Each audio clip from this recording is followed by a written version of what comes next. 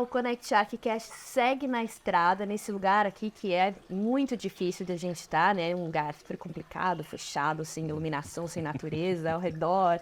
A gente está aqui, na verdade, pelo contrário, né? Totalmente cercado de natureza, uma fontezinha aqui do lado bastante verde, do jeito que a gente gosta de estar, em mais um episódio do Connect Archicast, que é o podcast produzido pelo Connect Arch, o nosso programa de relacionamento das marcas Eliane de Cortaios. Para acompanhar as nossas novidades, você já sabe, acesse os perfis no Instagram, @ConnectArch_oficial, @ElianeRedeschwentz e @decortaios. E hoje eu estou aqui super bem acompanhada do arquiteto Daniel Mangabeira. Ele faz parte, ele é um dos sócios do escritório Bloco Arquitetos de Brasília. É um trio de arquitetos, né, Daniel, que está aí juntos há incríveis 25 anos. Mais do que muitos casamentos. Qual é o segredo? Primeiro. E apresenta os teus companheiros para a gente ter o escritório. Bom, obrigado, Vivi. Obrigado pelo convite de estar aqui representando o escritório. É um longo casamento. Na verdade, nós três somos casados, né, cada um com a sua parceira, o seu parceiro, mas o nosso casamento é o mais duradouro de todos até agora. O casamento do trio, né? A gente formou, nós três nos formamos na UNB. E assim que nos formamos, criamos o escritório, que mudou de nome ao longo desses 25 anos. Tivemos uma formação de 4, depois passamos para 3 e agora o Bloco, desde 2008 a gente tem esse nome, né? É um escritório sediado em Brasília, né, com trabalhos ao redor em outras cidades também. Enfim, é um escritório que a gente trabalha basicamente com... basicamente não, mas a gente trabalha majoritariamente com arquitetura residencial. Temos trabalhos de edificações de médio porte, sai também da área residencial para comercial, institucional. Temos trabalhos para grandes empresas do Brasil, mas digamos que 90% do que a gente produz é arquitetura residencial. O que é um pouco curioso até a gente observando a arquitetura de Brasília. Parece que quem está de fora, né, tem olhos apenas para a arquitetura monumental, né, em escala maior, aquilo que a gente reconhece mais, né, por grandes nomes da arquitetura. Vocês escolheram essa área residencial ou foi algo que foi nascendo, foi se formando? Foi acontecendo, né? Nós nos conhecemos em um outro escritório. Quer dizer, eu sou da mesma turma do Matheus, o Henrique é um ano mais velho.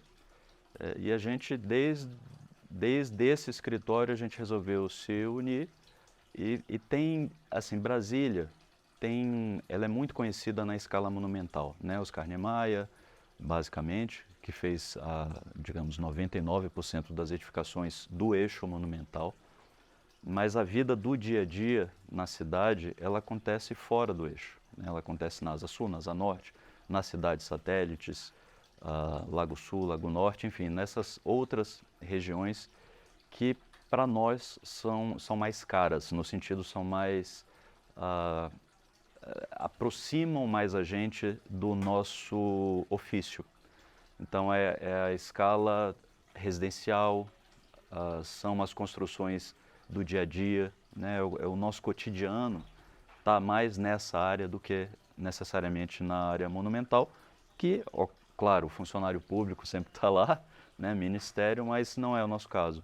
Então, a gente tem grandes arquitetos, nós aprendemos muito com outros arquitetos que não apenas o Oscar Niemeyer, o Lúcio Costa, né? A gente tem Milton Ramos, a gente tem Marcílio, a gente tem o Lelé, a gente tem uma, digamos, escola na cidade. A escala residencial com essas edificações menores, com o apuro técnico atrelado também à rapidez de construção, porque se a gente imaginar uma cidade que foi construída no meio, né, de uma área nativa, onde não existia uma construção, existia construção e existia vida, existiam os índios, já existia isso lá, mas não existia essa ocupação moderna. E a partir dessa construção, começou em 57, né, acabou em 60, tudo era feito muito rápido. Então, assim, não existia tempo para o supérfluo, não existia demanda para você construir aquilo que não fosse necessário. Então, isso, de certa forma, é uma escola para a gente.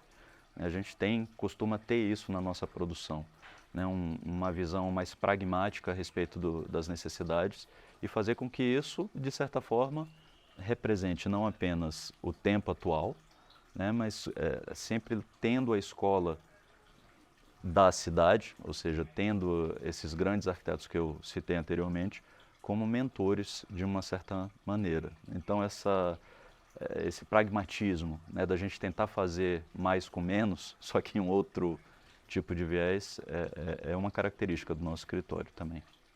Vocês receberam dessa escola e hoje vocês também estão sendo escola, com certeza, para outros arquitetos e outros profissionais que estão chegando. O Bloco Arquitetos é um dos escritórios mais reconhecidos do Brasil. Como é que é essa responsabilidade de carregar essa...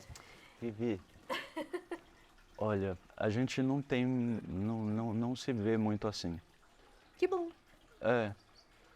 Sendo bem sincero mesmo, é claro que quando vem uma pessoa, olha, eu conheço a sua obra, gosto da sua obra, a gente fica super feliz, porque de certo, tomara que isso aconteça e que a gente esteja passando coisa boa, né? Eu disse que bom porque gera sempre essa inquietação, né? De fazer sempre melhor. Inquietação e responsabilidade, né? E essa responsabilidade a gente entende.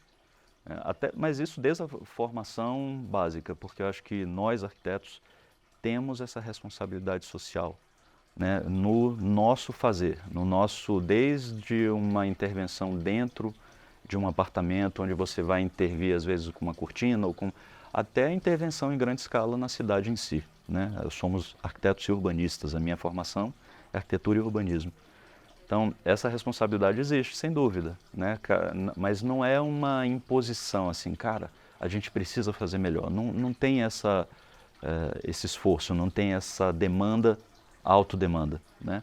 É mais no intuito de nos questionarmos, de nos colocarmos, às vezes, limitações, porque a gente acha que limitação é muito importante, né? Quando a gente é confrontado com limites, a gente sempre tenta fazer com que essa limitação seja positiva para o projeto. Qualquer tipo de limitação, seja financeira, seja do terreno, seja do processo construtivo.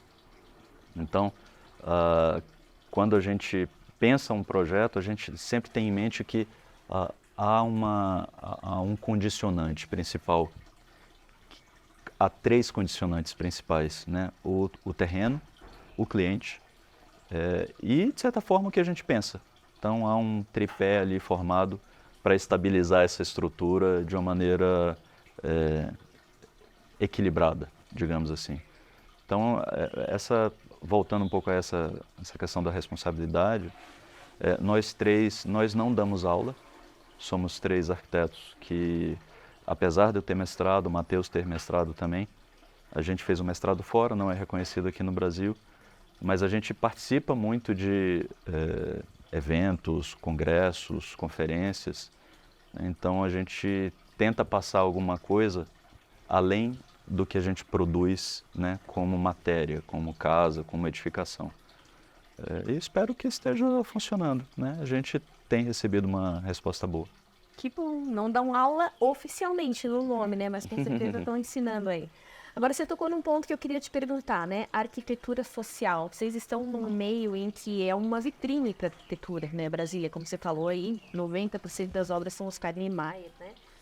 Do eixo monumental, né? Exatamente, isso, que é provavelmente aí o nome mais reconhecido na arquitetura no Brasil. Isso coloca uma responsabilidade a mais de fazer essa arquitetura que ela não é micro, ela é macro, ela pensa na cidade, ela pensa nas pessoas que circulam, ela pensa que um ar-condicionado não pode ficar pingando para fora. Isso gera uma responsabilidade a mais por estar nesse contexto, ou isso já é algo natural de vocês? Não, gera uma responsabilidade a mais e a gente sempre tenta conscientizar o colega a respeito dessa importância. Eu fui também presidente do Conselho de Arquitetura e Urbanismo, do DF, e foi legal você ter tocado nesse ponto, porque tem uma coisa que o CAU-DF fez, chama selo CAU-DF. Eu sempre tive uma inquietação, meus sócios, arquitetos que estão juntos conosco, a gente sempre teve uma inquietação a respeito da responsabilidade da gente manter o patrimônio moderno de Brasília. E nesses últimos anos, a gente vem notando, eu posso dizer nessa última década, a gente vinha notando uma deformação da arquitetura moderna, né? É engraçado porque coloca como se fosse uma modernização da arquitetura moderna, mas ela estava sendo desfigurada. E a gente lançou com o CAL, com o Pedro Grilo, que é um arquiteto, grande arquiteto de Brasília, colega nosso que foi do CAL também, o selo CAL-DF. Qual é o intuito desse selo? A gente reconhecer edificações bem mantidas, né? Principalmente do início da década de 60, 70, alguns da década de 80, mas também reconhecer aquelas reformas que foram feitas e não desfiguraram o projeto.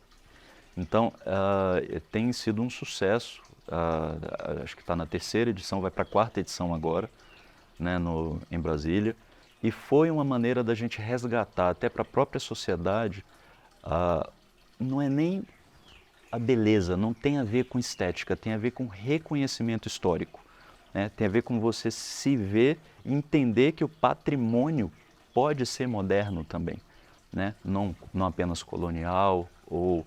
Então, A arquitetura não é efêmera, né? Ela foi feita para durar e ela tem que fazer parte de um contexto. Exato, contexto histórico, contexto político, contexto, né, social. E isso é uma coisa que a gente é muito feliz. Eu sou muito feliz de ter feito parte. E é uma ação que a gente tem também, além dessa ação que a gente fez, que eu, particularmente, pelo escritório fiz no CAL, a gente tem uma conta de Instagram que chama Brasília Moderna. Isso já tem anos. Tentando recuperar um pouco dessa arquitetura da escala residencial, arquitetura não monumental, digamos, que é tão caro para a gente, que é tão importante para a nossa formação. E a gente, engraçado, porque criou um respaldo para a gente, assim, cara, isso é tão bonito e é tão pouco conhecido por nós brasilienses mesmo, entendeu? Tem muita gente que não sabe a importância de onde está. Então,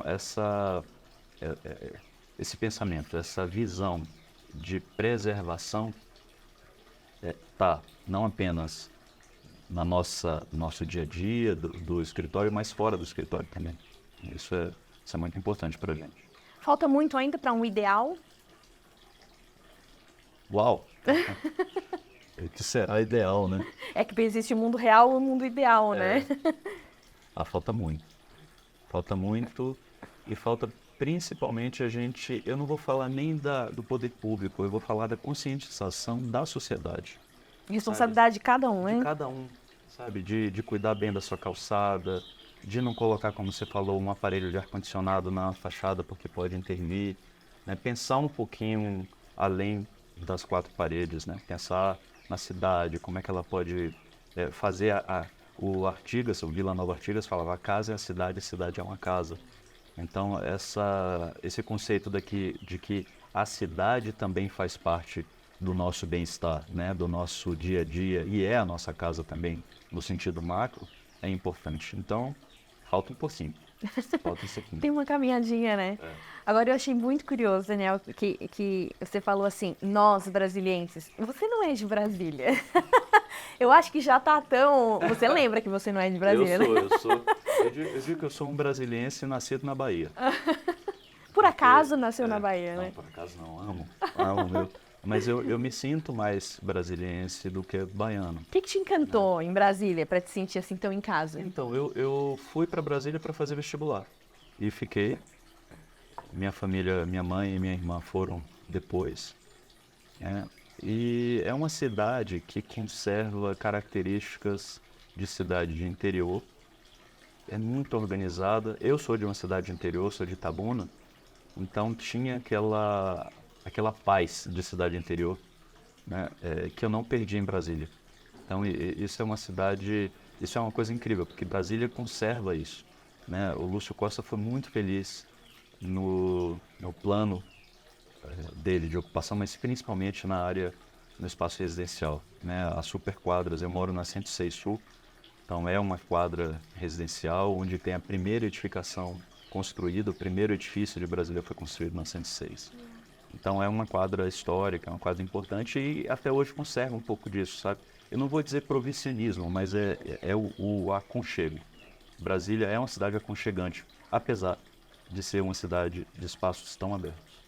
Agora, essa questão do aconchego em espaços abertos é algo que eu acho que vocês, acho não, com certeza, né? Se vocês aplicaram no próprio escritório, vocês gostaram tanto que trouxeram para a realidade de vocês na Bloco Arquitetos.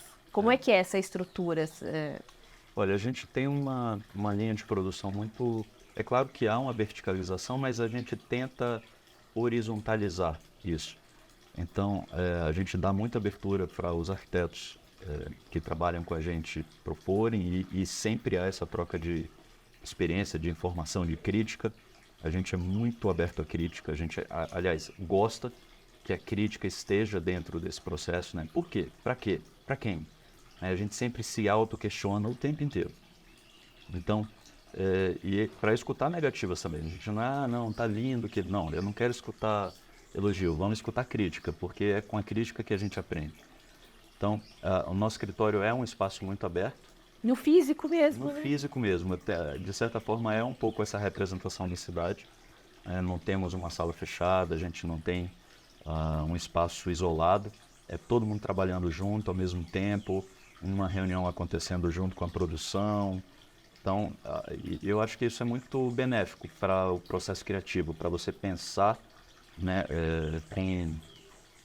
Eu vou falar com zoada. Zoada é um barulho. É o baianês aqui agora chegando. Então, essa abertura que a gente tem de espaço, a gente também dá para quem trabalha com a gente.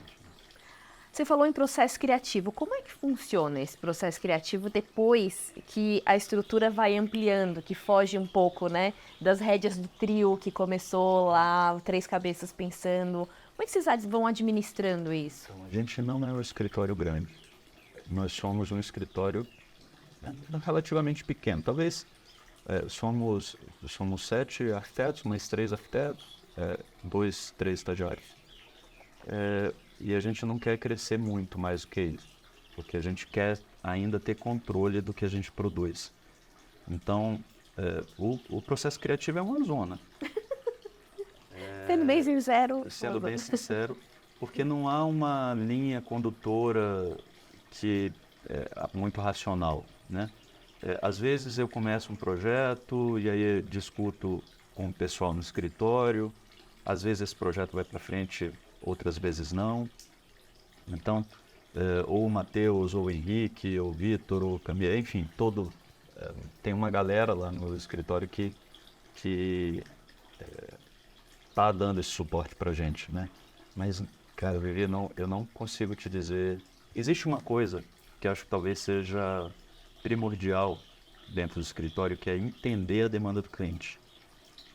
É claro que todos os escritórios precisam fazer isso, mas essa demanda, a gente tem uma produção muito diversa. A gente, né, trabalha com estrutura em madeira, aço, concreto, tijolinho aparente, reboco, barro, taipa, enfim, a gente procura fazer com que essa resposta venha, de certa forma, do que a gente está entendendo do cliente, né? Então, essa leitura que a gente tem inicial, essa conversa inicial que é profunda, a gente fica batendo papo, eu estou falando pra caramba aqui, mas é mais ou menos isso que a gente tem lá de tentar entender essa necessidade e reproduzir essa necessidade com o nosso pensamento, né?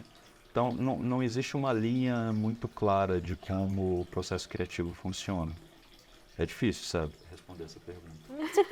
Nunca tem uma resposta pronta já, né, concreta. Não tem. É algo muito orgânico, né? É orgânico e Brasília é uma inspiração.